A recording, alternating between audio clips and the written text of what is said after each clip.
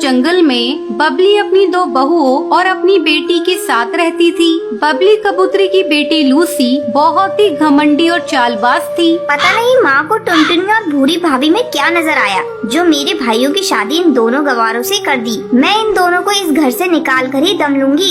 एक दिन लूसी अपनी माँ के पास रोती हुई गई। क्या हुआ लूसी, तू इस तरह क्यों रो रही है बेटा? माँ, अभी जब तुम मंदिर गई थी तब दोनों भाभियाँ तुम्हारी शिकायत कर रही थी। वो आपस में तुम्हारी बुराई कर रही थी माँ। अरे टुनटुनी और भूरी मेरी शिकायत क्यों करेंगी भला? मैं तो उनसे बहुत प्यार करती हूँ। माँ, तुमने उन दोनों को बहुत छूट दे रखा है, उन दोनों पर नकेल कसो। लेकिन बेटा वो दोनों भी गर्भवती हैं, मैं उनसे घर का काम भी तो नहीं करा सकती। क्यों माँ, वो गर्भवती है तो क्या हुआ? हमारी नौकरानियाँ भी तो गर्भवती होकर काम करती हैं। ठीक है लूसी, तू कहती है तो मैं आज ही सारे नौकरों को छुट्टी दे देती हूँ और उन्हें काम पर लगा देती हूँ। सबसे पहले बबली टुनटुनी के कमरे में जाती है। बड़ी बहू, तुम कब तक सोती रहोगी? क्यों, क्या हुआ माँ जी? आप इतनी सुबह सुबह मुझे क्यों जगा रही हैं? देखो, आज से तुम और भूरी बहू दोनों मिलकर घर का काम करोगी। क्यों माँ जी, नौकरानी कहाँ गई? आज से मैंने नौकरानियों को छुट्टी दे दी है। उन लोगों का मुंह ज्यादा खुल गया था। जरा से काम के लिए वो लोग बहुत पैसे मांग रही थी, इसलिए मैंने उन्हें छुट्टी दे दी। लेकिन माँ जी, हम लोग तो गर्भवती हैं, हम लोग घर का काम कैसे करेंगे? तभी वहाँ भूरी चिड़िया आती है। अच्छा हुआ भूरी बहू तुम खुद ही यहाँ आ गई। चलो अब तुम दोनों झाड़ू उठाओ, घर की साफ सफाई शुरू कर दो। लेकिन माँ जी, आज से पहले आपने इस तरह कभी भी हम लोगों से व्यवहार नहीं किया था।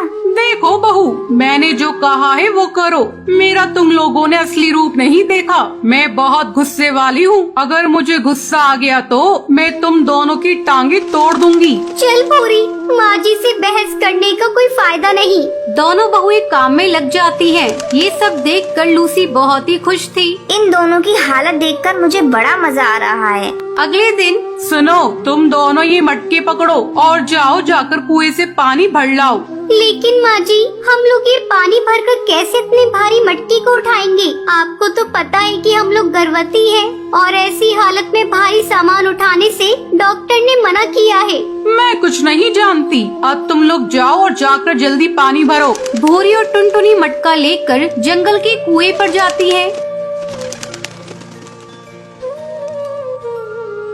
जंगल की चिड़िया उन्हें देखकर कहती हैं, हे भगवान, ये बबली कैसी सास है, उसे अपनी बहुओं पर जरा भी दया नहीं आती। देखो तो, इन गर्भवती बहुओं को पानी लाने के लिए कुओं पर भेज दिया।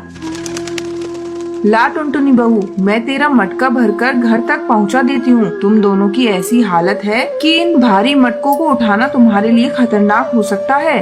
सुंदरी भूरी और टुनटुनी का पानी से भरा मटका उठाकर उन्हें घर पहुंचाती है। बबली, तू कैसी सास है, तुझे अपनी बहुओं पर जरा भी दया नहीं आती। उनकी ऐसी हालत में तू उनसे काम करवा रही है, ये बहुत गलत है। देख बबली, आगे से तूने अपने गर्भवती बहुओं पर अत्याचार किया तो मैं पंचायत में तेरी शिकायत कर दूंगी। सुंदरी बहन, मैं तुझसे माफी मांगती हूँ। मैं अपनी बेटी के बहकावे में आ गई थी। अब मैं अपनी बहुओं से कोई काम नहीं कराऊंगी। कुछ दिनों के बाद टुनटुनी और भूरी बच्चे को जन्म देती हैं। फिर सभी खुशी खुशी रहने लगते हैं।